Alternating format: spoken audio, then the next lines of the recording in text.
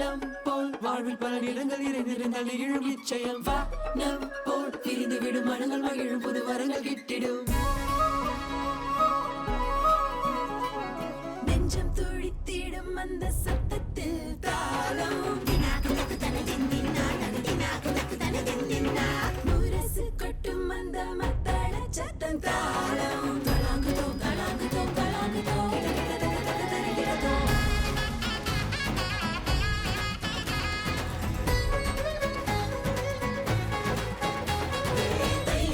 ஒன்றாக கூடி கொண்டாடிடலாம்.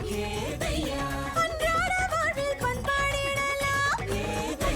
சின்னாத சோலைக்கு வா செல்லலாம். காலம் நேரம் மாறும் நம் கதைகள் வாழும்.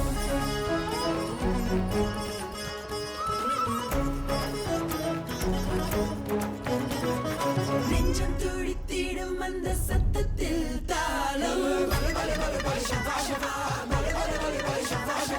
முரசு கொட்டும் அந்த மத்தள சத்தம் தாளம்.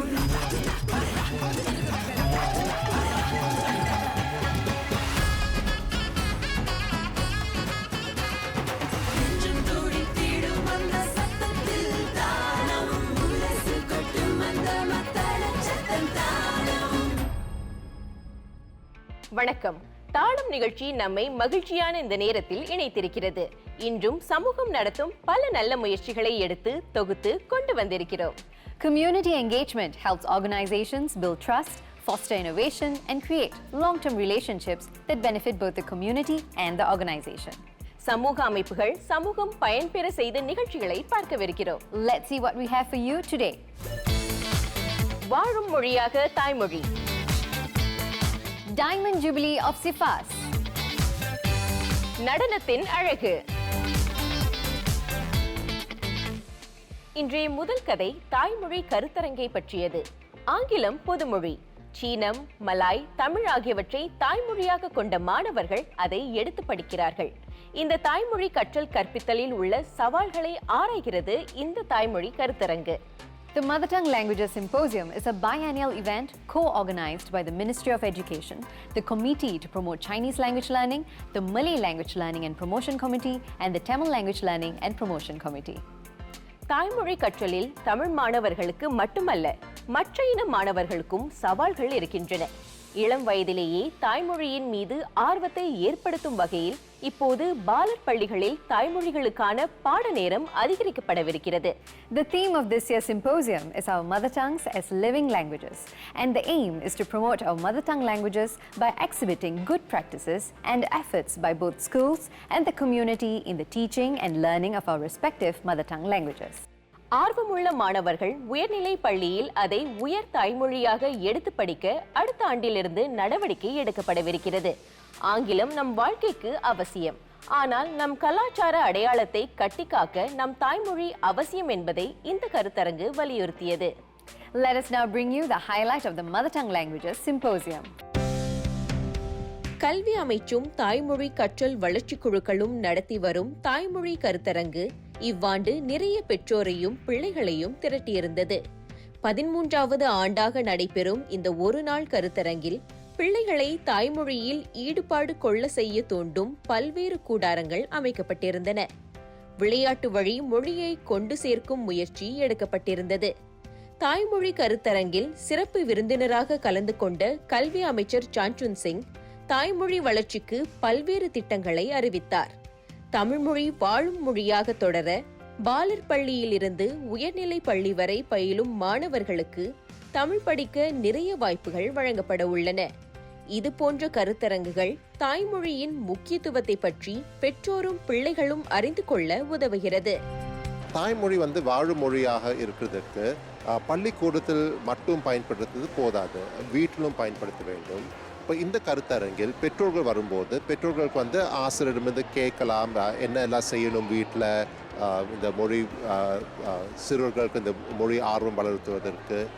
அதுவும் நிறைய நூல்கள் எல்லாம் இருக்கிறது, வாசிக்கிற வழிகளும் ஆசிரியர்கள் கற்றுக் கொடுக்குறாங்க. அப்போ இங்கே வருகிற பெற்றோர்கள் அவருக்கு நிறைய படிக்கலாம். மாணவர்களிடம் புத்தகம் வாசிக்கும் பழக்கத்தை ஊக்குவிக்கும் இலக்கோடு திட்டங்கள் வரையப்பட்டுள்ளன. கல்வி அமைச்சின் பாலர் பள்ளிகளில் தாய்மொழி கற்றல் நேரம் அதிகரிக்கப்படும்.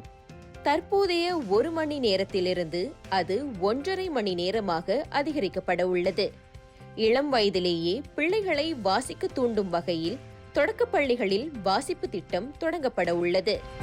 இதை படிப்போம், புத்தக வானில் பரப்போம் என்று நாங்கள் அந்த திட்டத்துக்கு பெயரிட்டிருக்கின்றோம். இந்த திட்டத்தின் வழி மாணவர்கள் பல வாசிப்பு நடவடிக்கைகளை மேற்கொள்வார்கள். இந்த வாசிப்பு பழக்கம் மாணவர்களுக்கு பல வகையிலே உதவும். இவ்வாண்டு கருத்தரங்கு வாழும் மொழியாக நம் தாய்மொழிகள் என்ற கருப்பொருளோடு நடத்தப்பட்டது. சிங்கப்பூரின் தனித்துவமான அடையாளத்துக்கு இருமொழி கொள்கை உதவி வருகிறது. கலை, கலாச்சாரம், பண்பாட்டோடு நம் தனிப்பட்ட அடையாளத்தை கட்டிக்காக்க தாய்மொழி அவசியம் தேவைப்படுகிறது.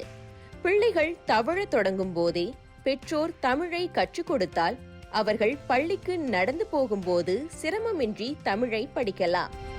நிறைய மாணவர்கள் ஆங்கிலத்தை தான் பேசுகிறாங்க. அப்புறம் அவங்க வீட்டு சூழலை பார்த்தீங்கன்னா அங்கேயும் அந்த தமிழுக்குன்னு ஒரு வாய்ப்பு இல்லை. அது ஒரு பெரிய சவால். அதை எப்படி நம்ம மாற்றலான்னு நீங்கள் சொன்னால், பெற்றோர்களையும் நம்ம அவங்களுடைய பாடங்களை ஈடுபடுத்தணும். அப்போ தான் மாணவர்கள் வகுப்புலேயும் சரி வீட்லேயும் சரி தமிழ் பேசுவாங்க. இதுதான் பெரிய சவால். வீட்டிலேருந்து தான் ஆரம்பிக்கணும், அதுக்கப்புறம் தான் பள்ளி. வீட்டில் தமிழ் பேசும் சூழலை உருவாக்கி கொடுக்கும் போது அது பிள்ளைகள் தமிழை அச்சமின்றி பேசும் தன்னம்பிக்கையை கொடுக்கிறது. இளம் வயதிலேயே தாய்மொழி கற்றலை தொடங்குவது பிள்ளைகளுக்கு வலுவான அடித்தளமாக அமையும். இளம் பிள்ளைகளுக்கு ஆரம்பத்துலேருந்தே நம்ம மொழியை அவங்களுக்கு இன்ட்ரடியூஸ் பண்ணிட்டோம்னா அது அவங்களுக்கு அது கற்றுக்கிறதுக்கு ரொம்ப சுலபமாக இருக்கும். ஒரு அந்நியமாக அது தெரியாது. தாய்மொழி வகுப்பறையையும் தாண்டி கற்பிக்கப்பட வேண்டும். மாணவர்களின் மொழி புழக்கத்தை அதிகரிப்பது சமூகத்தின் கைகளில் உள்ளது. வீடுகளிலும் தாய்மொழி பயன்பாடு அதிகரிப்பது நல்லது. ஆங்கிலத்திலே ரொம்ப அதிகமாக பேசுகிறனால தமிழ் அவங்களுக்கு அவ்வளோவா பேசுறதுக்கு ரொம்ப கூச்சப்படுறாங்க, ரொம்ப தயங்கி பேசுகிறாங்க. அண்ட் சில மாணவர்களுக்கு தமிழே புரியாமலே போகுது. ஸோ அதனால நம்ம ஆசிரியர்கள் வகுப்பில் என்ன செய்கிறோன்னா நிறைய சுவாரஸ்யமான நடவடிக்கைகளை நடத்துகிறோம். மாணவர்கள் தமிழ் புத்தகங்களின் பக்கங்களை தொட்டு புரட்டுவதற்கு பல்வேறு புதிய அணுகுமுறைகளை கையாள வேண்டியிருக்கிறது.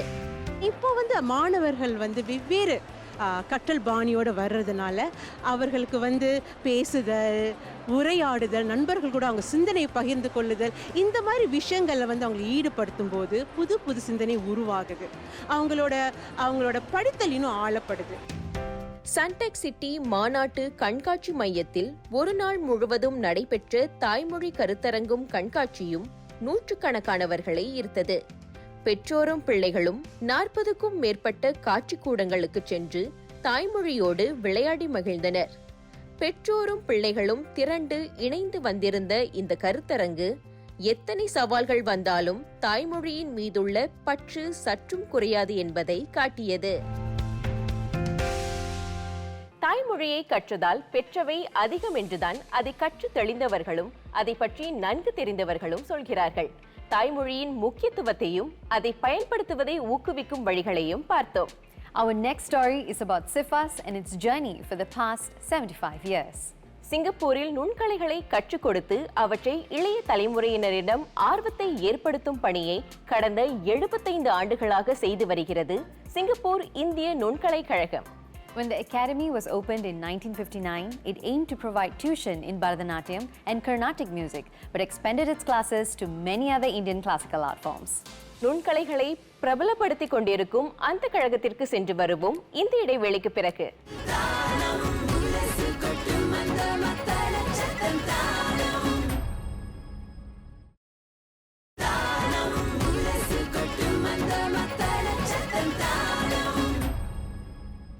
இடைவேளை முடிந்து சந்திக்கிறோம். நமது அடுத்த கதை நம் கவனத்தை நுண்கலைகள் பக்கம் கொண்டு செல்லவிருக்கிறது. Indian fine arts play a vital role in preserving the cultural heritage and traditions of India. They serve as a medium for expressing India's ancient wisdom, values, and way of life.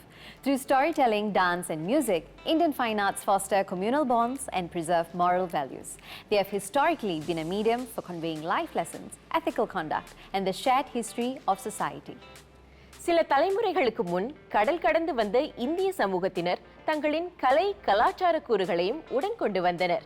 வாழ வந்த இடத்தில் கலைகளையும் வாழ வைத்தனர். பல அமைப்புகள் இங்கே கலைப்பணியை தொடர்கின்றன. அவற்றில் ஒன்று சிங்கப்பூர் இந்திய நுண்கலை கழகம்.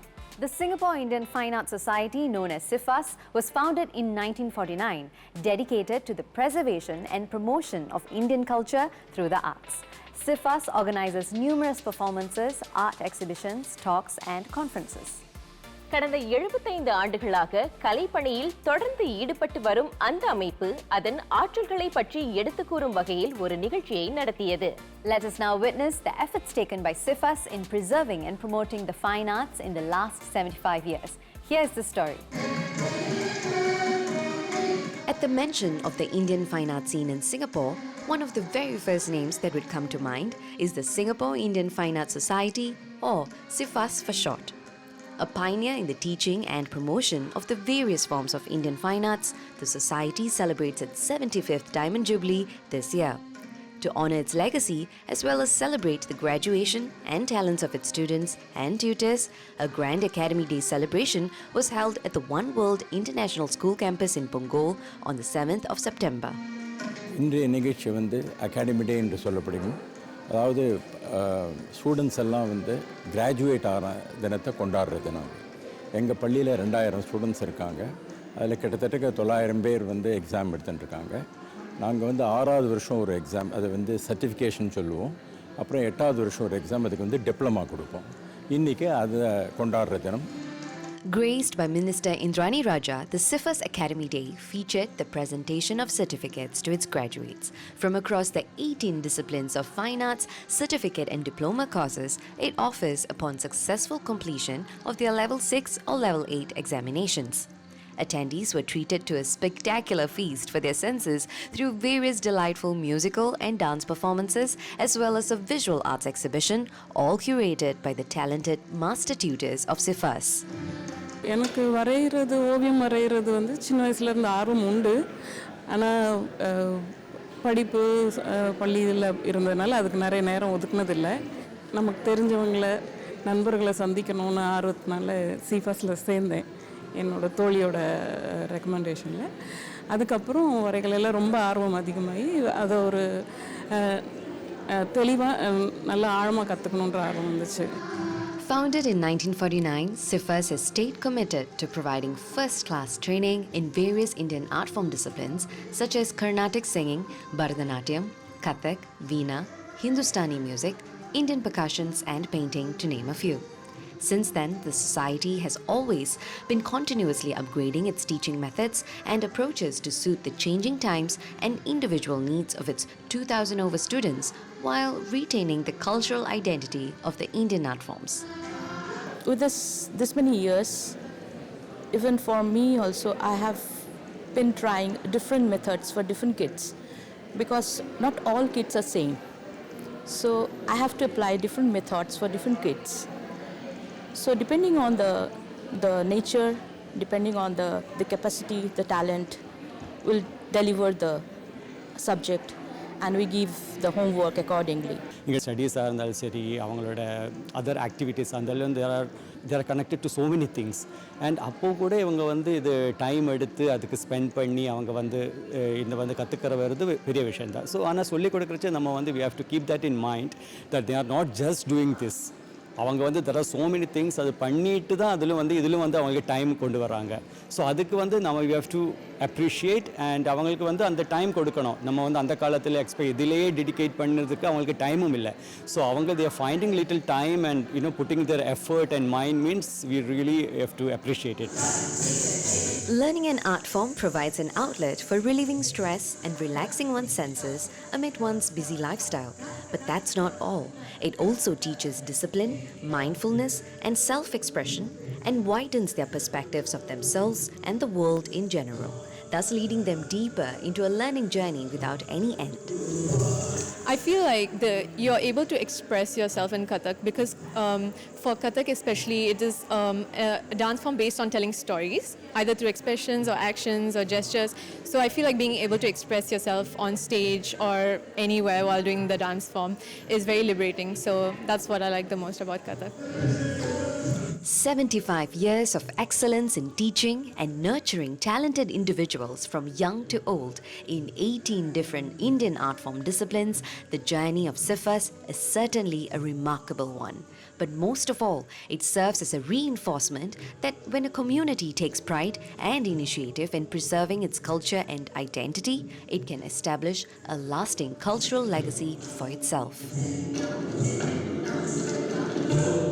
கலையை போற்றும் சமூகங்கள் என்றுமே தங்களின் அடையாளங்களை தொலைத்து விடுவதில்லை. நம் முன்னோர்கள் விட்டு சென்ற பாரம்பரிய கலைகளை தொடர்ந்து கற்றுக் கொடுக்கும் அமைப்புகளின் பணியை பாராட்ட வேண்டும். Not everyone would understand the deep meaning and the beauty hidden in the fine arts unless one takes a keen interest to know about it. We are going to take a closer look at the Indian classical dance and get to know more about the untold stories. உண்மைதான் மாலினி. ஒவ்வொரு அசைவிலும் அர்த்தங்களை நம் பாரம்பரிய நடனங்கள் பதித்து வைத்துள்ளன. அந்த நடன கலையை பற்றி ஆழமாக எடுத்துச் சொன்ன நிகழ்ச்சியை பார்க்கவிருக்கிறோம். You will be surprised by the amount of details hidden in each of the dance's movements. To know more about it, stay with us. We will be back in a short while.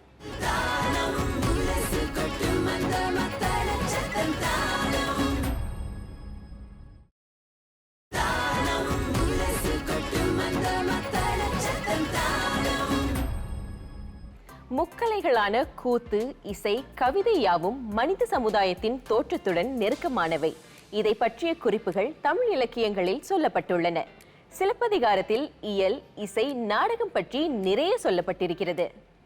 Classical dance forms, whether from Western traditions like ballet or Eastern ones like Bharatanatyam, offer profound insights into cultural narratives, historical contexts, and artistic expressions. For someone unfamiliar with these art forms, understanding and relating to them can be both enlightening and enjoyable. கலை என்பது சமுதாயத்தோடு ஒன்றிணைந்தது. கலைகள் மனிதர்களின் பொருளாதார, அரசியல், சமூக வாழ்வோடு பின்னி பிணைந்துள்ளன. காலத்திற்கு ஏற்ப கலைகளை படைக்க வேண்டும். அதற்கு கலை பிறந்த கதைகளை படிக்க வேண்டும். பாரம்பரிய கலைகளை ரசிப்போர் அவற்றை புரிந்து கொண்டு ரசித்தால் இன்னும் சிறப்பாக இருக்கும். Understanding classical dance, particularly Indian classical forms like Bharatanatyam, Kathak or Odissi, can initially seem daunting due to its complexity, symbolism and deeply rooted traditions. Classical dance is not just storytelling, it's also about the aesthetic beauty and rhythmic precision. By focusing on sheer artistry, movement, rhythm and balance, the audience can experience the beauty and technical brilliance of classical dance, even without understanding the deeper narrative. புரிந்தவர்களுக்கு புரியும், புரியாதவர்களுக்கு புரிய வைக்க வேண்டும். நுண்கலைகளை பற்றி மற்ற இனத்தவர்களும் அறிந்து கொள்ளும்படி படைக்கப்பட்ட நிகழ்ச்சிக்கு இப்போது சென்று வருவோம். Let's go. நாட்டிய கலையையும் அதன் ஆழத்தையும் அழகையும் நளினமாக எடுத்துச் சொல்லிய நிகழ்ச்சி இது. சாந்தா ரதி இனிஷியேட்டிவ்ஸ் ஆர்ட்ஸ் ஹவுஸ் லிமிடெடோடு இணைந்து நாட்டிய கலையை பற்றி எடுத்துச் சொல்லும் முயற்சியை மேற்கொண்டது. இந்திய நடனம் என்பது நுட்பமானது. நடனத்தின் வழி எண்ணங்கள் வெளிப்படுத்தப்படுகின்றன. ஒவ்வொரு அசைவும் ஒரு வழியில் மொழியைப் போல இயங்குகின்றன. அவற்றை பார்த்தவர்களுக்கு அது அருமையாக தோன்றும். இருப்பினும் அந்த நடன அசைவுகள் சொல்ல வந்த செய்தி விளங்காமல் இருக்கலாம். புரியாத புதிராக இல்லாமல் நடனத்தை எளிய வழியில் புரிய வைத்தது இந்த நிகழ்ச்சி. ரொம்ப பேர் சொல்லுவாங்க இந்தியன் நடனம் பார்த்துருக்கேன், ஆனால் அது nice, it is nice, but I don't understand it அப்படின்னு. ஸோ இது ஒரு முயற்சி என்னன்னாக்கா, நம்ம நாட்டியத்தை பற்றி கொஞ்சம் பேசிக்கான ஃபண்டமெண்டல் அம்சங்கள் ஆடியன்ஸோட நம்ம பகிர்ந்து கொள்கிறோம். அவங்களையும் செய்ய நம்ம கொஞ்சம் ஆப்பர்ச்சுனிட்டி கொடுப்போம். பாரம்பரிய கதைகளை நடனம் போன்ற கலை வடிவில் சொல்லும்போது அதில் ஒரு தனி அழகு இருக்கிறது. முகபாவங்கள் ஒவ்வொன்றுக்கும் தனி அர்த்தம் இருக்கிறது. கண்ணசைவுகள் உணர்வுகளை கொட்டுகின்றன. கையால் செய்யப்படும் முத்திரைகள் கதையோட்டத்தை காட்டுகின்றன. இது ரசிகர்களிடம் கலையை ரசிக்கும் ஆர்வத்தை கூட்டுகின்றன. நடனத்தை பற்றி ரசிகர்கள் அறிந்து கொண்டதோடு நடன மணிகளோடு கலந்து பேசி மேலும் அதை பற்றி புரிந்து கொள்ளும் வாய்ப்பும் இங்கே ஏற்படுத்தி கொடுக்கப்பட்டிருந்தது.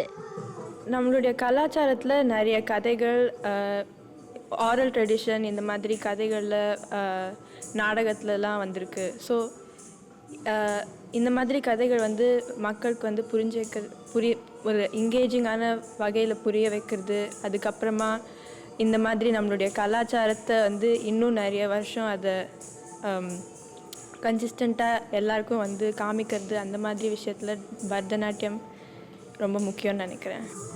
நடனத்தை கற்றுக்கொள்ளும் மாணவர்களுக்கு உணர்வுகளை வெளிப்படுத்துவது எந்த அளவுக்கு முக்கியம் என்பது விளங்கும்.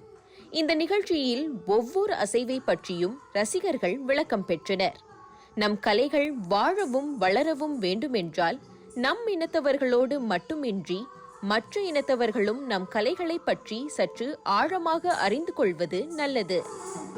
I think it's very important as a Bharatanatyam dancer to show your expressions, as it is one of the key main things that comes out while you're dancing, be it your senior, be it your junior. When you enjoy the music and you feel the rhythm, you feel the beat, you joyously dance, your expressions come out naturally. Be it you have a song that has meaning, or be it without any meaning, your smile is more than enough for dancing. நம் கலாச்சார கூறுகளை அனைவருக்கும் விளக்க வேண்டும். கலைகளை சரியாக புரிந்து கொண்டு கலைப்படைப்புகளை பார்க்கும்போது அதை இன்னும் ஆழமாக ரசிக்கலாம். மனித வாழ்க்கைக்கு கலைகள் முக்கிய தூண்கள் என்பதை உணர்ந்து கொள்ள இது போன்ற பயிலரங்குகள் அவசியம். இளையர்களுக்கு நம் கலைகளை பற்றி விளக்கவும் இந்த நிகழ்ச்சி உதவியது. நம்ம கலாச்சாரத்தை பின்பற்றுறதுக்கு ஏதோ ஒரு விதத்தில் நம்ம ஒன்று தமிழ் படிக்கிறது, இல்லை சில பேருக்கு நாட்டியத்தில் இன்ட்ரெஸ்ட் இருக்கும், சில பேருக்கு பாட்டில் இன்ட்ரெஸ்ட் இருக்கும். ஸோ அவங்களுக்கு என்ன இன்ட்ரெஸ்ட்டோ அதை நம்ம கல்ச்சருக்குள்ளே என்ன இருக்கோ அதை நம்ம ஏற்படுத்தி கொடுக்கணும். நடனங்கள் சொல்லுக்கு பதிலாக பல்வேறு பாவங்களை கொண்டு கதையை சொல்கின்றன. மனித உணர்வின் அத்தனை அம்சங்களையும் பாரம்பரிய நடனங்களில் பார்க்க முடியும். மனித வாழ்வின் உச்சம் கலை ரசனை. ஒரு நல்ல நடனத்தை காண்பதும் ரசிப்பதும் நீங்காத நினைவாக அமைந்துவிடும். சாதாரணமானவர்களும் நல்ல ரசிகர்கள் ஆகலாம். அப்படி நல்ல ரசிகர்களை உருவாக்கி கலையை பற்றி அறிந்து கொள்ளும் அரிய வாய்ப்பை உள்ளம் நிறையும்படி அள்ளி கொடுத்து சென்றது இந்த நடன விளக்க நிகழ்ச்சி. வெள்ளத்தனைய மலர் நீட்டம் என்பதைப் போல தாளம் சமூகத்தின் வளர்ச்சியின் பிரதிபலிப்பாக இருக்கிறது. இன்றைய நிகழ்ச்சியில் படைக்கப்பட்ட கதைகள் உங்களுக்கு பயனளித்திருக்கும் என்று நம்புகிறோம். Many community events rely on volunteers providing people with opportunities to give back to their community and take on leadership roles. If you are organizing any events for others to participate and give back to the community, do let us know the full details. உங்கள் வளர்ச்சி என்பது உங்களின் முயற்சி. முயற்சிகள் தவறலாம். முயற்சி செய்ய தவறக்கூடாது. இயலாமையால் தோற்றவர்கள் உலகில் குறைவு. முயலாமையால் தோற்றவர்கள்தான் உலகில் மிக அதிகம். முடியும் வரை முயற்சி செய்ய வேண்டும். அதாவது எடுத்த காரியம் முடியும் வரை. Perseverance is the ability to persist in the face of adversity and continue working towards a goal despite obstacles and setbacks. It's not that I'm so smart. It's just that I stay with problems longer, said Albert Einstein. அந்த சிந்தனையோடு இன்று விடைபெறுகிறோம். Thank you for being with us on Thalam Indian Beat.